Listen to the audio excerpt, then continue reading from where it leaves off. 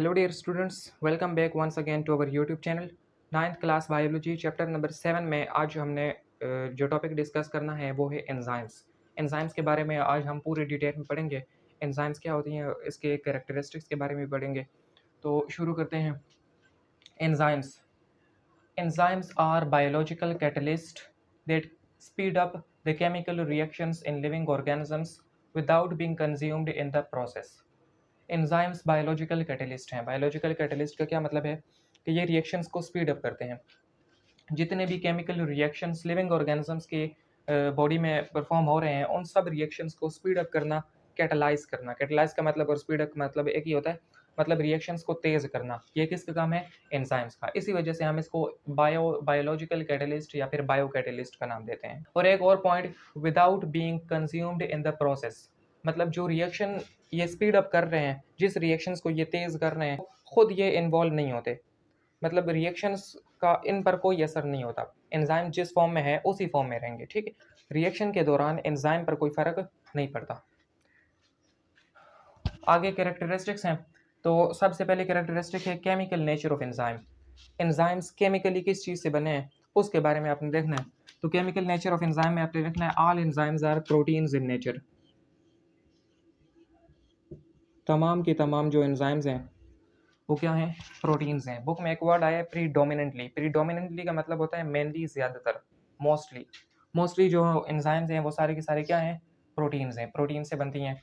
अब अगली बात यह है कि प्रोटीन से अगर बन रही हैं तो प्रोटीन्स किस चीज़ से बनती है? अमाइनो एसिड से।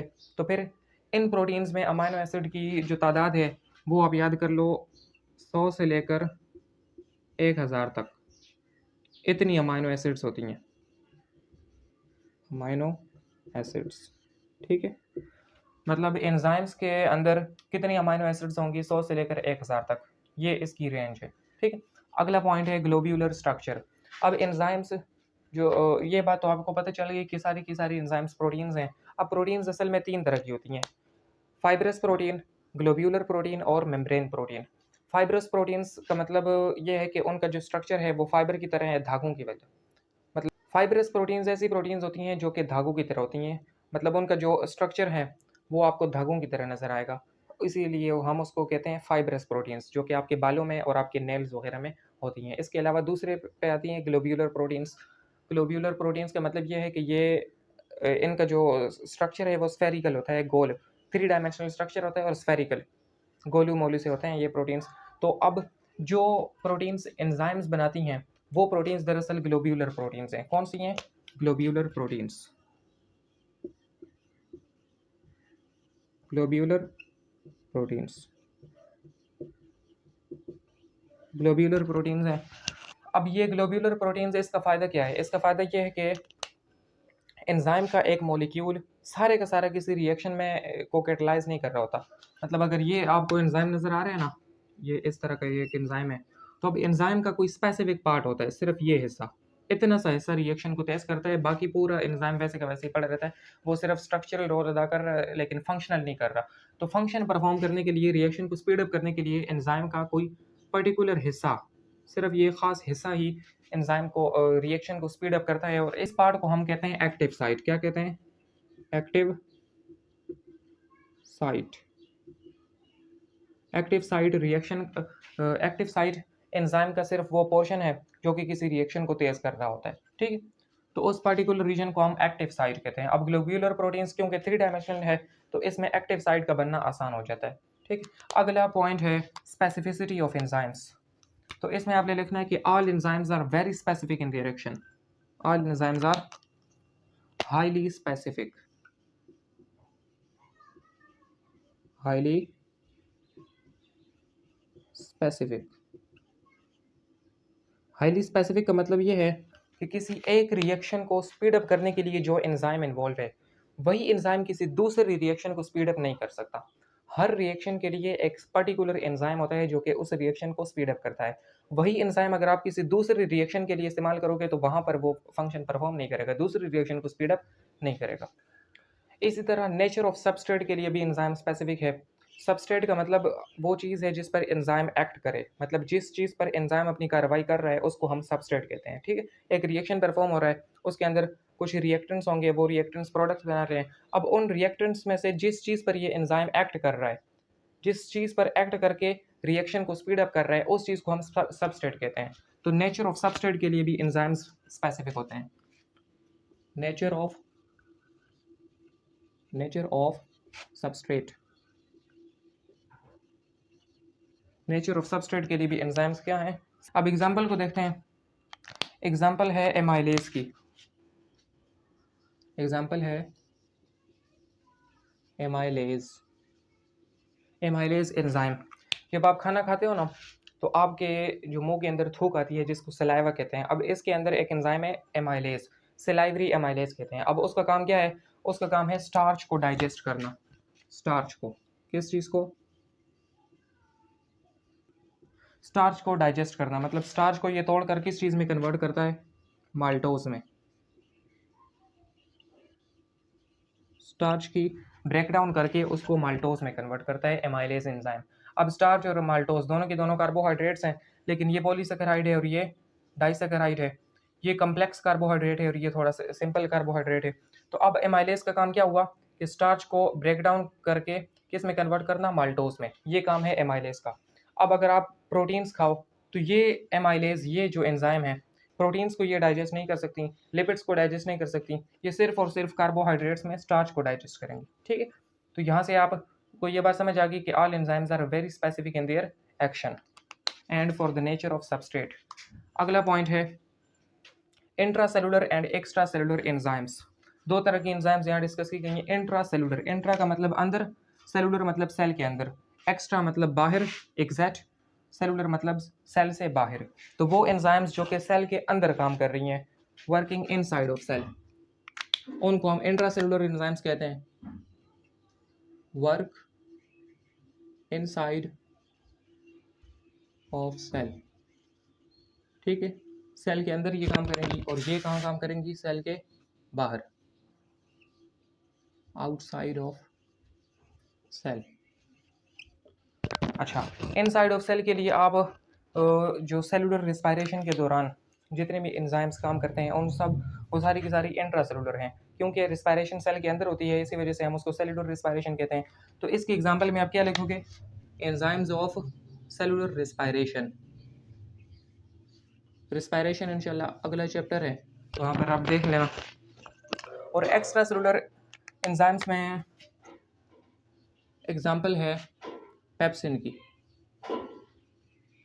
पेप्सिन, आप जब फूड खाते हो तो आप जो खाना है वो स्टमक के अंदर जाता है। अब स्टमक की वाल से एक एंजाइम सिक्रीट होता है, मतलब स्टमक की जो वाल्स हैं उसके सेल्स एक एंजाइम सिक्रीट करते हैं जिसको पेप्सिनोजन कहते हैं, ठीक है, इनएक्टिव फॉर्म में।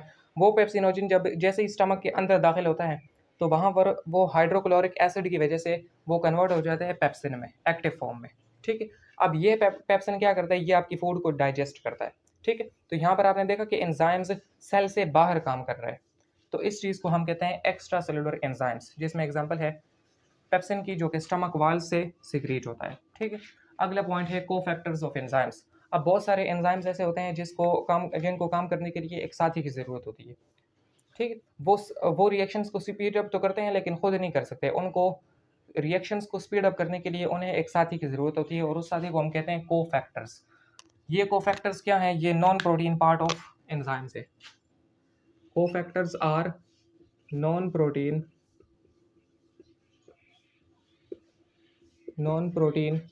मॉलिक्यूल्स। नॉन प्रोटीन मॉलिक्यूल्स हैं। एंजाइम्स क्या थी? एंजाइम्स अभी आपने पढ़ा कि all enzymes are proteins in nature, लेकिन ये जो कोफैक्टर है जो कि एंजाइम का साथी है, ये नॉन प्रोटीन मॉलिक्यूल है, ठीक है, ये प्रोटीन इन नेचर नहीं है। अब अगली बात, ये कोफैक्टर दो तरह के होते हैं, या तो ये इनऑर्गेनिक होंगे, इनऑर्गेनिक, या फिर ये ऑर्गेनिक होंगे। अगर इनऑर्गेनिक हैं तो इनऑर्गेनिक एग्जांपल हैं मेटल आयंस, जैसे कि आयरन या फिर मैग्नीशियम आयंस। ये आयंस क्या करते हैं? एंजाइम्स की मदद करते हैं रिएक्शन को कैटालाइज करने के लिए। ऑर्गेनिक कोफैक्टर्स में ऑर्गेनिक कोफैक्टर्स का मतलब ये है कि यहाँ पर जो कोफैक्टर है वो ऑर्गेनिक इन नेचर है, मतलब उसमें कार्बन और हाइड्रोजन होगा। ठीक है, तो अब ऑर्गेनिक कोफैक्टर की फिर आगे मजीद दो टाइप्स हैं। ऑर्गेनिक कोफैक्टर की दो टाइप्स हैं। अगर ये ऑर्गेनिक कोफैक्टर एंजाइम के साथ टाइटली बाउंड है, क्या है? Tightly bind with enzyme. अगर ये कोफैक्टर अगर एंजाइम के साथ टाइटली बाइंड है, मतलब ये उसे अलग नहीं हो सकता, तो तब इस कोफैक्टर को हम कहते हैं प्रोस्थेटिक ग्रुप। क्या कहते हैं? Prosthetic group. प्रोस्थेटिक ग्रुप का नाम देते हैं। और अगर ये कोफैक्टर एंजाइम के साथ लूजली बाउंड है, लूजली बाइंड विद एंजाइम, तो फिर हम इसको नाम देते हैं को एंजाइम का। क्या नाम देते हैं? को एंजाइम का।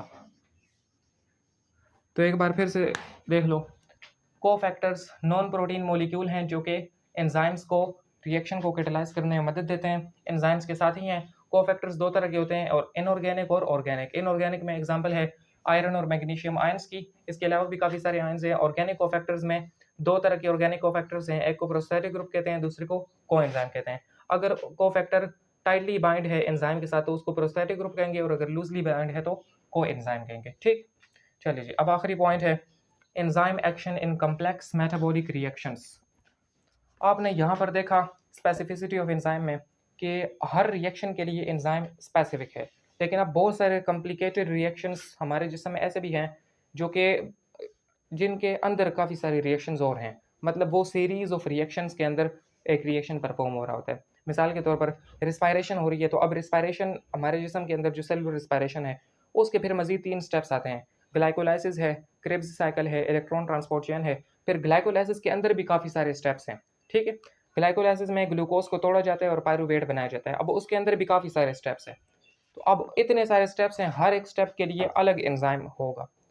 ठीक है, ये काम नहीं है कि ग्लाइकोलाइसिस एक ही रिएक्शन है तो उसके लिए एक ही एंजाइम एक्ट कर रहा होगा, बल्कि एक series of enzymes series of reactions को चलाने के लिए काम करते हैं।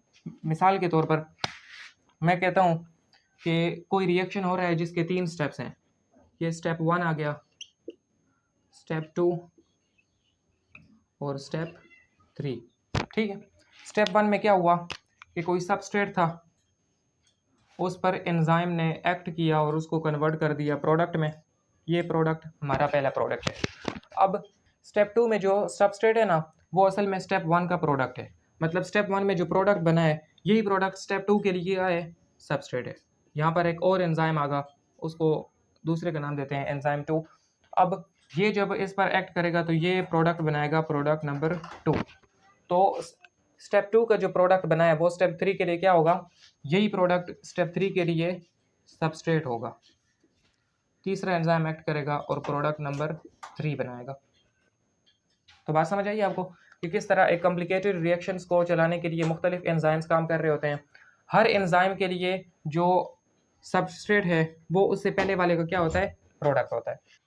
अब इस कॉम्प्लिकेटेड रिएक्शन में जिसमें किसी एक स्टेप का प्रोडक्ट किसी दूसरे स्टेप के लिए सबस्ट्रेट के तौर पर काम कर रहा है, तो होल प्रोसेस को हम एक नाम देते हैं मेटाबॉलिक पाथवे का। Metabolic pathway.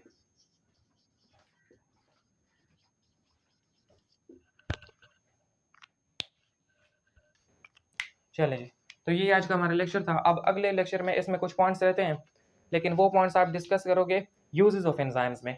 बुक में असल में वो कैरेक्टरिस्टिक्स ऑफ एंजाइम्स दिए गए, लेकिन वो कैरेक्टरिस्टिक्स नहीं है, वो यूजेस ऑफ एंजाइम्स हैं। तो उसके लिए फिर अगले लेक्चर में हम उसको डिस्कस कर लेंगे। आज के लिए इतना ही। Thank you very much for watching the video. अल्लाह हाफिज़।